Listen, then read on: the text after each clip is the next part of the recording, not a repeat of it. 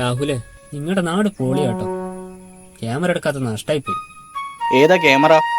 Nikon. നീ നമ്മളെ കോട്ടയത്തേക്ക് പോവാ. സാധാരണ കണ്ണൂരെന്ന് കേൾക്കുമ്പോ വെട്ടും കുത്തും കൊലപാതകം നടക്കുന്ന നാടായിട്ടാ നമ്മുടെ നാട്ടിലെ ചിലരുടെയൊക്കെ ധാരണ. ബാക്കിയുള്ള 13 ജില്ലയിൽ ഈ പറഞ്ഞ സംഭവം നടക്കുന്നില്ലേ? നമ്മളെ കണ്ണൂരിൽ മാത്രമല്ലല്ലോ. സ്നേഹിച്ചാൽ ചങ്ക് പറിച്ചെടുക്കും, ഇല്ലെങ്കിൽ എല്ല് പറിച്ചെടുക്കും. അതാ നമ്മൾ കണ്ണൂരുകാരി. നീ ഇപ്പം ഇരിക്കുന്ന ഈ സ്ഥലം ഉണ്ടല്ലോ, ഇതവിടെ ആടെ ഒരുത്തനെ കുത്തിക്കൊന്നതാ. ചുമ്മാ പേടിപ്പിക്കല്ലേ. ആടാ ഈ ഒരു സംഭവം വലിയൊരു വാർത്തയേനു. ഇതൊരു 6 വർഷം മുന്നേ നടന്ന സംഭവമാണ്. ഞാനന്ന് 10ാം ക്ലാസ്സിൽ എൻ്റെ ഒരു അകന്ന കുടുംബമാണ് കൊന്നയാൾ. ആളൊരു പാവ. ആ ഏട്ടൻ്റെ അമ്മ അവർക്ക് ഒരു 10 വയസ്സുള്ളപ്പോൾ വേറൊരാളിൻ്റെ കൂടെ ഒളിച്ചോടിയതാണ്. അവർക്കൊരു അനിയത്തിയുണ്ട്. പിന്നെ ഇവരുടെ കാര്യങ്ങളൊക്കെ നോക്കിയത് അവരുടെ അച്ഛൻ്റെ പെങ്ങൾ, അതായത് ഓറ വല്യമ്മ. അച്ഛൻ ആളൊരു സാധുവാണ്. അങ്ങനെ ആ ഏട്ടൻ്റെ അച്ഛന് കോഴിക്കോട് ഒരു ബേക്കറി കടയിൽ ജോലി കിട്ടി. അവരുടെ പരിചയക്കാരൻ്റെ ബേക്കറിയാണ്. അങ്ങനെ അവർ കോഴിക്കോട് പോകുന്ന ദിവസം, എടാ ഞാൻ നിന്നോട് പറഞ്ഞിട്ടില്ലടാ, നിനക്കൊരു അരമണിക്കൂർ കഴിഞ്ഞിട്ട് വന്നാൽ പോരേനോ? ഇല്ലടാ, അത് കുഴപ്പമില്ല, നീ പോയിട്ടും വന്നോ, ഞാനിവിടെ ഇരുന്നോളാം. മോനെ രാജേഷേ. ഞാനൊരു 1/4 മണിക്കൂർ കൊണ്ട് വരും. അച്ഛൻ അടുത്ത ആഴ്ച എത്തും. വീടിൻ്റെ പുറകിലുള്ള കിണറിൻ്റെ അടുത്തൊന്നും പോയി കളിക്കണ്ട മോനെ. പോട്ടെ. എടാ വാടാ. കുറേ പെമ്പിള്ളേരെല്ലാം ഉണ്ടാവും, ഒന്ന് മുടിയും തട്ടെ. എടാ ഞാൻ പെട്ടെന്ന് വരാം. എടാ നീ പോയ പാടെ ഞാനിങ്ങ് ഇറങ്ങിനടാ. അത് എൻ്റെ ഒരു ഫ്രണ്ടിൻ്റെ കൂടെ ഒരു സ്ഥലം വരെ പോകാനുണ്ട്. ഞാൻ നാളെ ഗ്രൗണ്ടിൽ എത്തിക്കോളാം. ആടാ കുഴപ്പമില്ലടാ, ഞാൻ ഗ്രൗണ്ടിൽ എത്തിക്കോളൂ, നീ നാളെ വാ. അവർ തിരിച്ചു വന്ന സമയം അനിയത്തിയെ കാണാതെ വന്നപ്പോൾ അവളുടെ ചില ഫ്രണ്ട്സുമാരുടെ അടുത്തെല്ലാം പോയി അന്വേഷിച്ച്. അന്നേ ദിവസം അവൾ കളിക്കാൻ വന്നിട്ടില്ല എന്നാണ് സുഹൃത്തുക്കൾ പറഞ്ഞത്.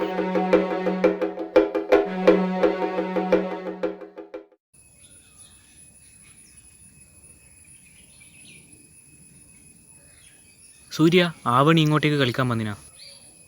ഇല്ല, ഇന്ന് കളിക്കാൻ വന്നിട്ടില്ല. പോട്ടെ. എന്നാൽ ആ കുട്ടിയുടെ ഉള്ളിൽ ഒരു പേടി ഉണ്ടായിരുന്നു. പിന്നെ ആവണീനെ കണ്ടത് വീടിൻ്റെ പുറകിലുള്ള ആൾമറയില്ലാത്ത കിണറിൽ മരിച്ചു കിടക്കുന്നതാ.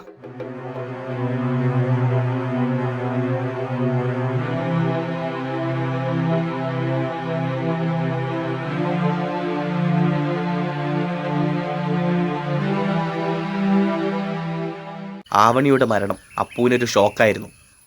അപ്പൂ കൂട്ടുകാരോടൊപ്പം കളിക്കാതെയും അതുപോലെ തന്നെ മിണ്ടാതൊറ്റയ്ക്ക് ഇരിക്കുന്നത് ശ്രദ്ധയിൽപ്പെട്ട അവൻ്റെ അച്ഛൻ ആവണി മരിച്ചതിന് 3ാമത്തെ ദിവസം ആ സത്യം അറിയുന്നത്.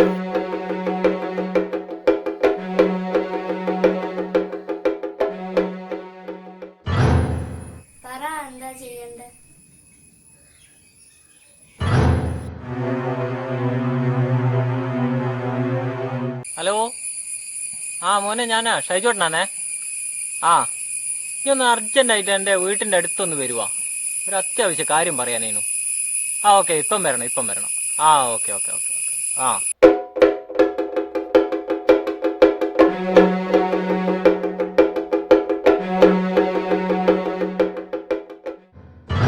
ഇനി സൂത്രത്തില് ഓനെ നുച്ചിക്കാട് ക്ലബിന്റെ ബാക്കിൽ കൊണ്ടുവരണം.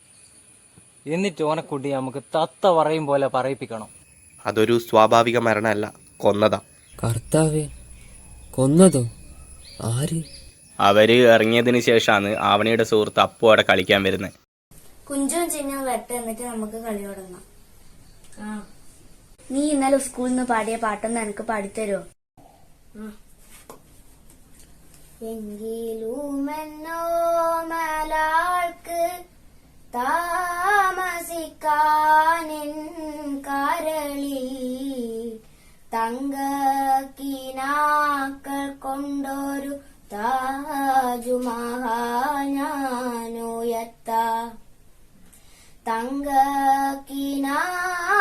കൊണ്ടൊരു താജുമഹൽ ഞാനുയർത്താം. മായാത്ത മധുരഗാനമാലിനി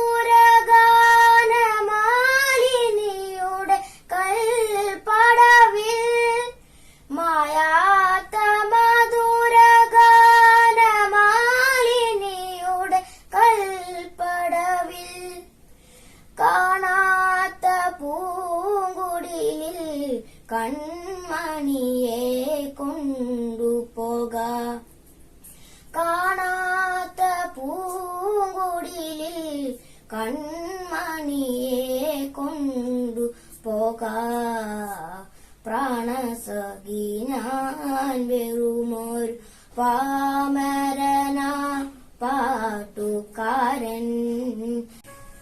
അപ്പോ ഞാൻ നിന്നോടൊരു കാര്യം ചോദിച്ചാൽ സത്യം പറയാം. ആവണി എന്താ പറ. എനിക്കിഷ്ടാണോ?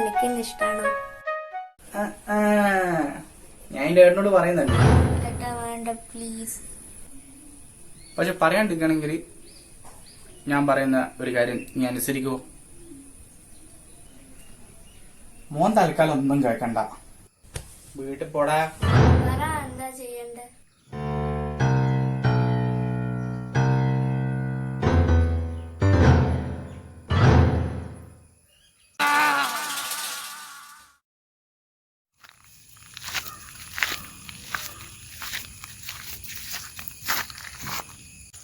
ക്രൂരമായി പീഡിപ്പിച്ചതിന് ശേഷം ശ്വാസം മുട്ടിച്ച് കൊന്നിട്ട് കിണറ്റിലേക്ക് എറിഞ്ഞ് അതൊരു സ്വാഭാവിക മരണമാക്കി മാറ്റാൻ നോക്കിയവൻ്റെ മനസ്സുണ്ടല്ലോ. ആ മോനെ കൂട്ടിയാടി എത്തിയാ? അല്ല, ഞാനൊന്ന് ചോദിച്ചോട്ടെ. നമ്മളവനെ മുച്ചിക്കാട് ക്ലബിൻ്റെ പിറകിൽ കൊണ്ടുവന്ന് 2 പെരുമാറി, എന്നിട്ട് പോലീസിനെ ഏൽപ്പിക്കാനല്ലേ തീരുമാനിച്ചേ? പിന്നീട് അവർ നിയമത്തിൻ്റെ വഴിക്ക് പോവും. അവന് ചിലപ്പോൾ ശിക്ഷയും കിട്ടുമായിരിക്കും. പക്ഷേ ആ സമയം വരെ ഓൻ ജീവിച്ചിരിക്കുകയല്ലേ ചെയ്യുന്നേ. അതുവരെ ഓൻ ജീവിച്ചിരിക്കാൻ പാടില്ല. അതുകൊണ്ട് ഓനെ ഞാനങ്ങ് കൊന്നു കളഞ്ഞു.